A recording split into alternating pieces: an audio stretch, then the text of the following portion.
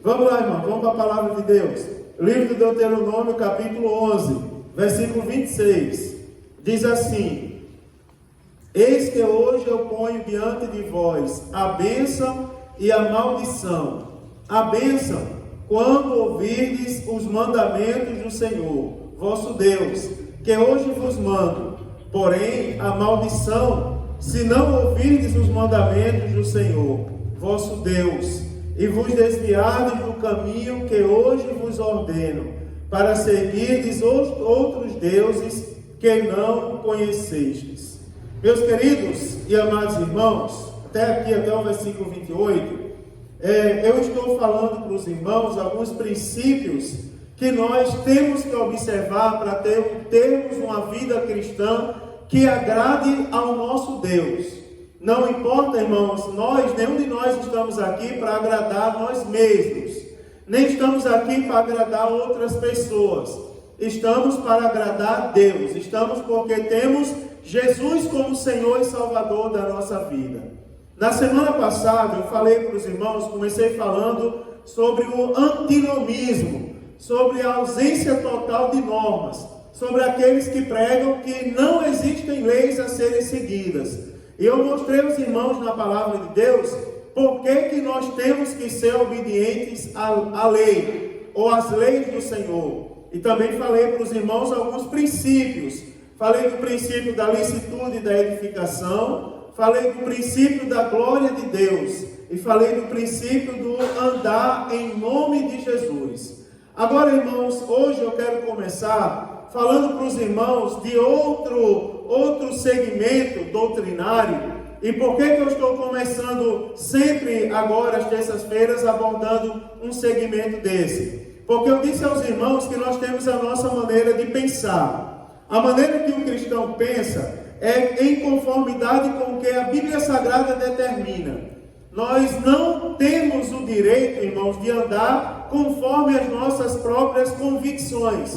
Nós andamos conforme os estatutos do Senhor. Agora, eu disse aos irmãos que nós temos que ter cuidado, porque ao nosso derredor está o inimigo, né, irmão? Como um leão, procurando ali quem possa tragar. E trazendo isso para os nossos dias atuais, nós temos até mesmo no nosso meio pessoas que pensam também, só que a base do pensamento não é a Bíblia Sagrada.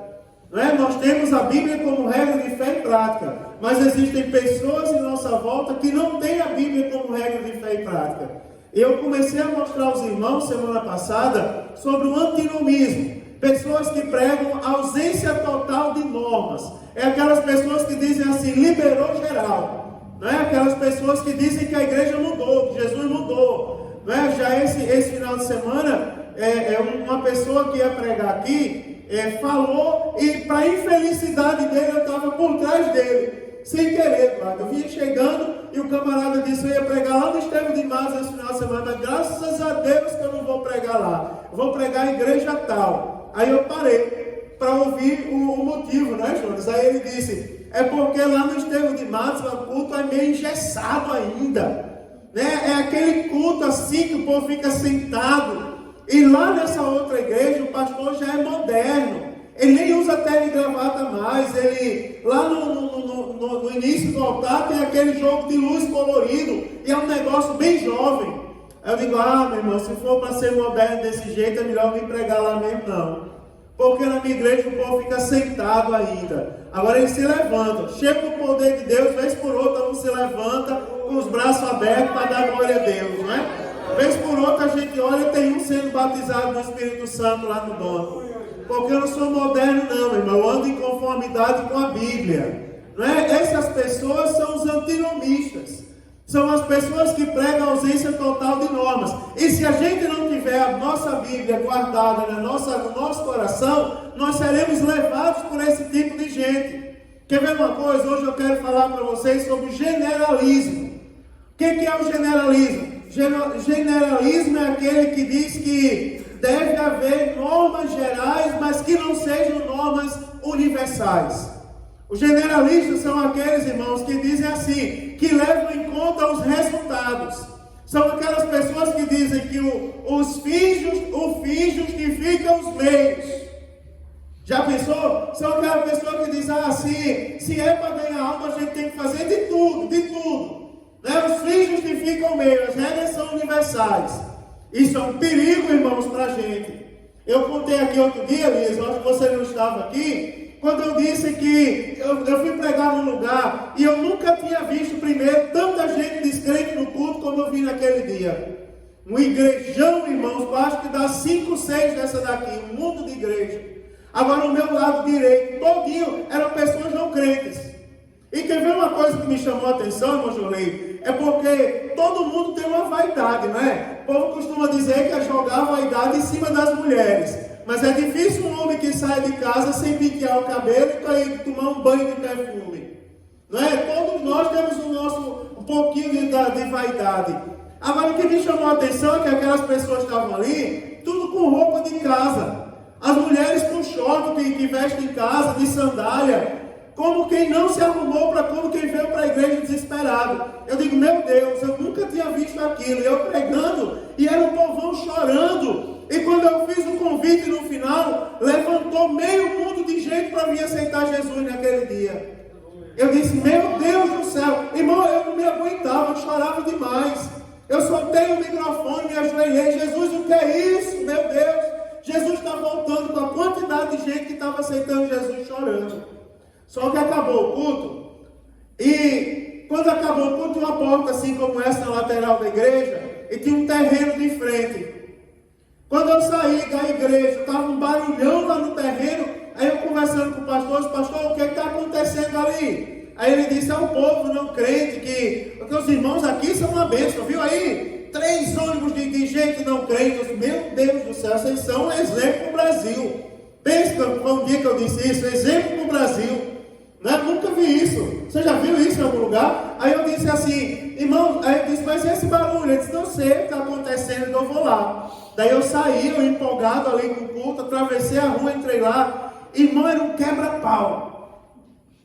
Sabe o que é quebra-pau? Estavam brigando de pau mesmo. Era assim, ó, era gente voando de um lado para o outro. Não tinha uma mulher ali que estivesse puxando o cabelo da outra. Eu disse, meu Deus, o que é isso? Saíram do céu para o inferno, literalmente. E eu fui perguntar o que estava acontecendo. Aí o irmão veio todo empolgado para mim, sabichão, não é? Cheio de Bíblia, não sei aonde.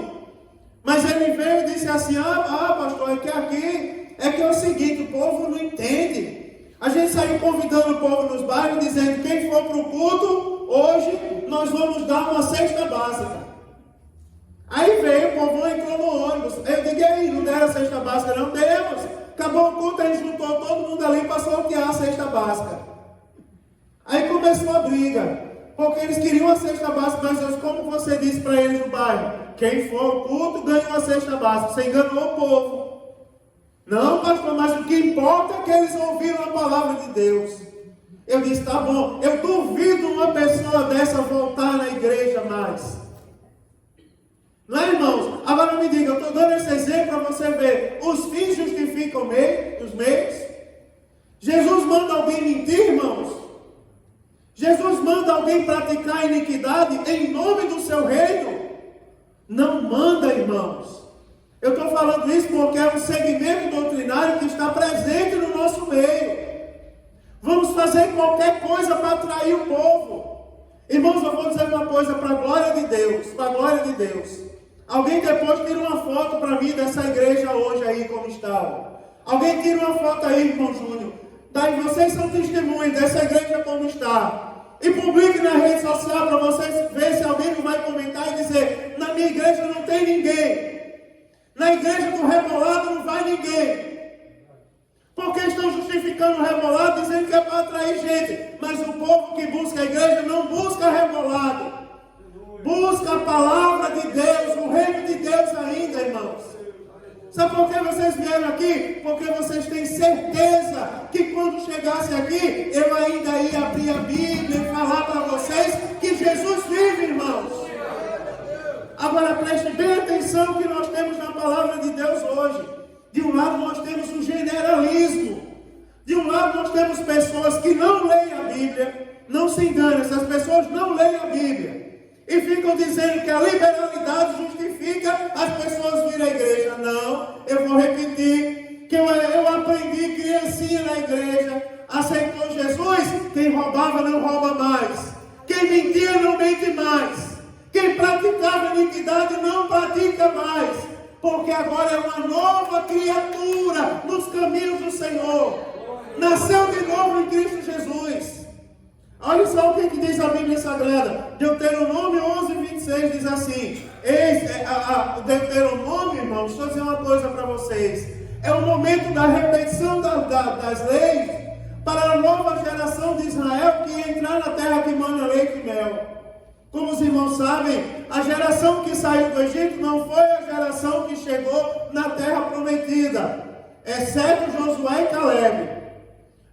Não foi a mesma geração, morreram, pereceram no deserto por uma série de motivos. Agora a história diz que o povo estava estacionado a leste de Jericó e do Rio Jordão, ouvindo a repetição das leis por Moisés, para entrarem na terra prometida sabendo dos estatutos do Senhor. E olha o que são os estatutos do Senhor. Vê se eu estou exagerando no meu discurso. Porque diz assim: eis que hoje eu ponho diante de vós a bênção e a maldição. Me diga uma coisa, irmãos, tem um meio termo? Tem um meio termo? Como é que chama entre a bênção e a maldição? Como é que chama? Pronto, vou chamar de generalismo. Não tem um generalismo na Bíblia. Ou é bênção ou é maldição. Aí o texto vai dizendo: a bênção. Quando é que vão receber a bênção? Quando ouvirdes os mandamentos do Senhor vosso Deus, que hoje vos mando. Quem quer ser abençoado, irmão, você observa que não existe o caminho da generalidade. Não existe o caminho das regras universais. Não existe. O caminho é, quando vocês, lá no versículo 27, ouvirdes os mandamentos do Senhor vosso Deus, que hoje vos mando, vocês serão portadores da bênção. Agora olha o versículo 28, tem outro detalhe. Porém a maldição. Quando é que vai vir a maldição? Se não ouvirdes os mandamentos do Senhor, vosso Deus, e vos desviardes do caminho que hoje vos ordeno, para seguirdes outros deuses que não conhecestes. Ou seja, se nós seguirmos a Deus, ouvirmos os mandamentos que Ele nos dá, nós seremos portadores das bênçãos. Abre brecha, irmãos, para alguém fazer o que não deve fazer?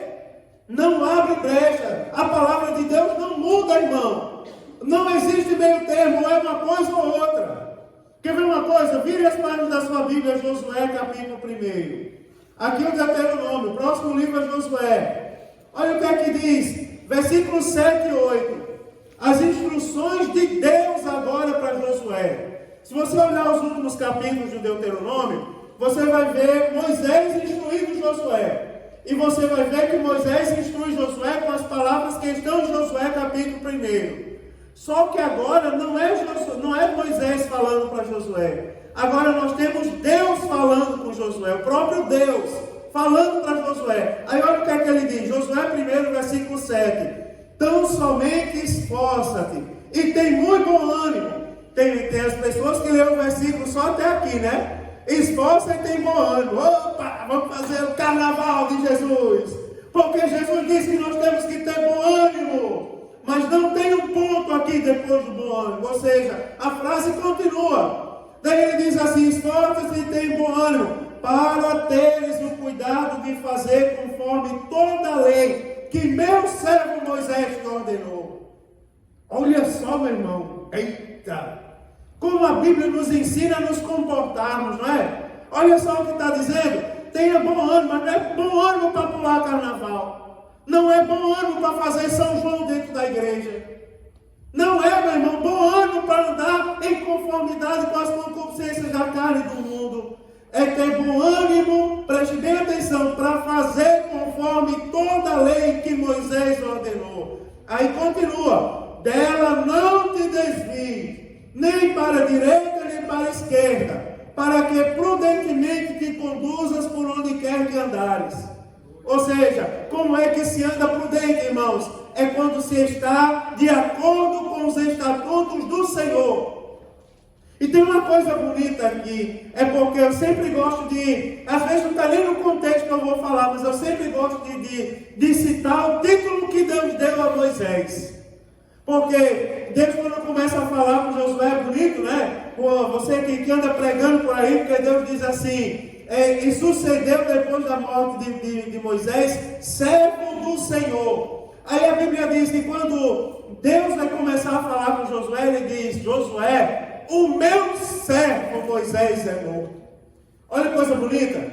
Deus, ele reitera o título que ele deu a Moisés. E agora falando para Josué, ele diz assim, olha, então somente te conduza conforme tudo quanto o meu servo Moisés te ordenou. Aí você observa que não abre brecha para o generalismo, porque diz assim, dela não te desvie nem para a direita nem para a esquerda. Ou seja, devemos andar em conformidade com a lei. A lei está aqui. Daí o generalista diz assim, Eduardo, não tem nada a ver você pisar aqui, né? Pisa lá. Domingo, cadê Maico? Domingo Pedro olhava para Maico, teimando e fazia bem assim para ele, né? Ali a gente fazendo manha para ele e ele como fazendo pouco para Maico. Uma criança de 1 ano e 3 meses. Mas você observa, aquela atitude representa a atitude dos maldosos generalistas, que estão no nosso meio muitas vezes, irmãos, que estão querendo tirar você dos caminhos do Senhor. Eles dizem, pisa aqui um pouquinho, não é? Bebe aqui só um golinho, socialmente, vai dar ficar tudo em casa. O dedinho não se desvie nem para a direita nem para a esquerda, para que prudentemente te conduzas. O que andar prudentemente? Vai falar fino? Não. Falar fino na minha terra tem outro nome. Eu não sei que tem um problema na garganta. Não é verdade? Falar é o quê? Andar prudentemente é o quê? É andar nas asas do Espírito, pisando ali, né? Vamos andar pisando em ovos. Eu estava olhando a mulher dando curso de etiqueta, ainda faz aquilo, botar um livro na cabeça, né? Bota um livro na cabeça para a mulher aprender a andar, né? Anda tudo assim, engessada, não é? Mas, irmão, andar prudente não é andar assim, não. Para o crente, sabe o que é ser prudente? Isso aí é a elegância do mundo, que não reprova, cada um faz o que quer da sua vida. Agora eu estou dizendo, para ir morar no céu, a regra para ser prudente é o quê? Obedecer os estatutos do Senhor. E dele não se desviar para a direita nem para a esquerda. Aí o versículo 28 ainda vai dizer assim, versículo 8, de Josué 1 ainda diz, não se aparte da tua boca o livro desta lei. Antes, medita nele dia e noite, para que tenhas cuidado de fazer conforme tudo quanto nele está escrito. Porque então, ou seja, se nós fizermos tudo quanto nele está escrito, aí vem a consequência. Porque então farás prosperar o teu caminho, e então prudentemente te conduzirás. Não é interessante isso, irmãos? Há espaço para o generalismo. Preste atenção, irmãos, que a palavra de Deus é que é a regra absoluta. É a palavra de Deus quem define o que é certo e errado na nossa vida. Coloque isso na sua cabeça, irmão. Um crente em Jesus não pode se deixar ser influenciado por qualquer coisa. Não tem pessoas sendo influenciadas por qualquer coisa, por qualquer pensamento, qualquer vento que sopra, as pessoas dizem, não, tem razão, tem razão. Tem razão não, se não tiver de acordo com a palavra de Deus, pode ser quem for, não tem razão. A Bíblia não abre brecha para isso. A Bíblia é que tem a explicação, irmãos. E todos nós temos o dever de guardar os mandamentos do Senhor. Vire aí as páginas da sua Bíblia, o livro de Eclesiastes. Vire aí, irmãos, a Eclesiastes, capítulo 12. Eclesiastes, capítulo 12. Você não sabe encontrar, não tem problema. Olha o índice da sua Bíblia. Né? Se você souber, você vem lá, Salmos, Provérbios, né? Até chegar em Eclesiastes. Eclesiastes capítulo 12, versículo de número 13. Olha o que está escrito aí. Acharam? Diga amém. Diz assim, de tudo o que se tem ouvido, o fim é. Preste atenção, de tudo o que se tem ouvido, o fim é. Tem teme a Deus e guarda os seus mandamentos. Olha, irmãos, quando você estiver lendo a Bíblia, vai interpretando a Bíblia. Por exemplo, me diga uma coisa, a Bíblia abre brecha para alguém dizer que teme a Deus sem obedecer os mandamentos? Não. Porque se você observar o contexto, tem a conjunção I, não é? O E sem acento tem o som de I na língua portuguesa. E o I na língua portuguesa é aquela conjunção coordenada sindética aditiva. Ou seja, é uma soma. Assim, ó, para você temer a Deus, você tem que guardar os seus mandamentos. Teme a Deus e guarda os seus mandamentos. Por exemplo, ó, quando eu casei, minha vida passou a ser assim, Mário e Thaísa. Não pode mais existir só Mário, nem só Thaísa. Agora é Mário e Thaísa, agora acabou. O resto da vida. Mário e Thaísa.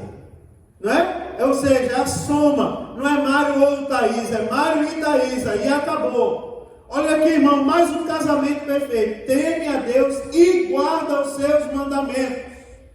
Aí a Bíblia diz assim, ou seja, não tem como você ser temente a Deus sem guardar os mandamentos do Senhor. E a Bíblia diz assim, porque este é o dever de todo homem.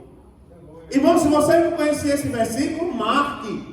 Tenha vergonha não, marque. Cadê Mário? Trouxe caneta hoje? Isso, marque aí. Não é? Olha que coisa bonita. Teme a Deus e guarda os teus mandamentos, porque este é o dever de todo homem.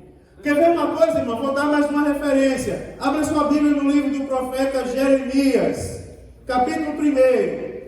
Segue adiante aí, depois de Isaías, Jeremias, capítulo 1, versículo 12. Olha o que é que diz o versículo 12. Duas coisas o Senhor fala aqui. Agora, separado por ponto e vírgula, nós temos duas expressões, né? Ponto e vírgula separa duas expressões. Preste atenção, a primeira expressão do versículo 12 é: disse o Senhor, viste bem. Né? Falando ali, se referindo à primeira visão do profeta Jeremias. Viste bem. Agora, a segunda expressão do versículo diz assim, ó, do versículo 12: porque eu velo sobre a minha palavra para a cumprir. Olha que coisa bonita, porque eu velo sobre a minha palavra. Tem, por exemplo, aquele hino, tu és fiel, é um hino bonito, não é, irmãos? Tu és fiel, Senhor, eu sei que tu és fiel, não é? Mas não se iluda com esse contexto, porque tem pessoas que batem no peito e dizem, Deus é fiel a mim. Cuidado, irmãos, Deus é Deus, nós é que somos servos. Nós é que temos que ser fiéis a Deus. Não é verdade? No sentido correto que nós estamos falando. Quem é que tem que ser fiel? É Deus ou a gente? Somos nós. Não é? Deus fez a parte dele, irmãos. Lá onde ele estava, no alto céu, Deus olhou para a gente e nos amou de tal maneira que foi capaz de dar Jesus. Essa foi a parte de Deus. Agora, a nossa parte é o seguinte, olha o que é que Deus diz. Porque eu velo sobre a minha palavra. Deus é fiel a mim, irmão? Deus é fiel a... Aprenda aí, ó. Deus é fiel a mim? Não. Deus é fiel à palavra. E por que eu sou abençoado por Deus? Nós acabamos de ler em Deuteronômio. Porque se eu for fiel aos estatutos do Senhor, sobre nós virá a bênção. Ou seja, quando a bênção vem sobre nós, quando nós estivermos de acordo com a palavra, com os mandamentos, porque Deus vela por ela, irmãos. Está aqui na nossa mão. É por isso que o crente anda com a Bíblia na mão, irmãos. Porque Deus vela pela palavra. Agora, olha só, para você relembrar, Marcos, Evangelho segundo escreveu João Marcos, capítulo de número 13. Olha aí, Evangelho segundo escreveu Marcos, capítulo 13. Abra sua Bíblia e vamos ver uma coisa muito interessante que está escrita aqui, ó. Vocês já viram esse versículo? Marcos, capítulo 13, o versículo de número 31. Olha o que está escrito lá. Marcos 13, 31. Você não lembrava onde estava? Agora você já sabe. Olha que coisa interessante. Passará o céu e a terra, mas as minhas, o que, irmãos? Olha onde estão as palavras de Deus para a gente. Não é? Porque, olha, eu vou falar, eu não tenho nada, irmão, já falei para vocês. Entendam quando eu estiver ensinando a vocês aqui. Eu não tenho nada contra profeta. Eu oro e digo, Jesus, manda de volta os profetas para a tua casa. Todo dia quando eu oro eu digo isso. Agora preste atenção, irmão. Profetas são instrumentos de Deus. E a profecia é o único dom que Deus nos dá direito de nós julgarmos. Não é? Me diga uma coisa, como é que você vai julgar que alguém está falando língua estranha? Você vai dizer que é de Deus ou não é? Tem como você dizer? Não tem, irmão. Se alguém testemunha de cura, tem como você dizer que o irmão está mentindo? Não tem. Agora, o único dom que Deus nos autoriza, por sinal nos aconselha a nós julgarmos, é o dom da profecia. Por quê? Porque se a profecia não estiver de acordo com a palavra, a profecia não provém da parte de Deus. Está vendo como é interessante isso? Se a profecia não estiver, Marcos, meu servo, Deus manda te dizer que tu vai lá e imita bem muito o dia inteiro, depois volta aqui para contar o testemunho. Vocês lembram da história da propina que eu contei aqui? De uma igreja que eu preguei? Eu preguei numa igreja que o camarada veio contar uma história de uma propina que ele deu ao guarda. Você já imaginem isso daí. Irmãos, foi sair de um congresso, Jonas, de mocidade. A igreja lotada de jovens, de visitantes. O camarada foi tirar o carro da garagem, bateu em outro carro que ia passando na rua.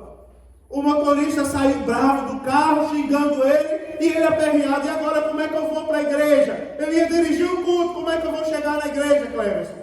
Ele disse, irmãos, para a glória de Deus, Deus mandou um guarda da parte dele. Parou a viatura, daí eu tirei R$50 da carteira, fui lá onde estava o guarda e disse assim, está aqui, meu amigo, ó, deixa eu ir para a igreja que eu vou dirigir o culto. Irmão, Deus é fiel. Aquele homem pegou os R$50, botou no bolso e disse, irmão, corra para a igreja para dirigir seu culto. Quantos podem dar glória a Deus? Acreditem. A maioria daquela igreja deu glória a Deus. Irmãos, mas isso é interessante, irmãos. Eu vou dar um dado para vocês. Quase que 100% da igreja brasileira nunca leu a Bíblia Sagrada toda. Nunca leu a Bíblia toda. Agora Jesus fala assim, ó, olha a responsabilidade, olha a consequência da negligência de não ler a Bíblia. Porque Jesus diz, passará o céu e a terra. Ou seja, o céu e a terra vão passar. Ele diz, ainda que passe o céu e a terra, mas as minhas palavras não passarão. Não é sério isso?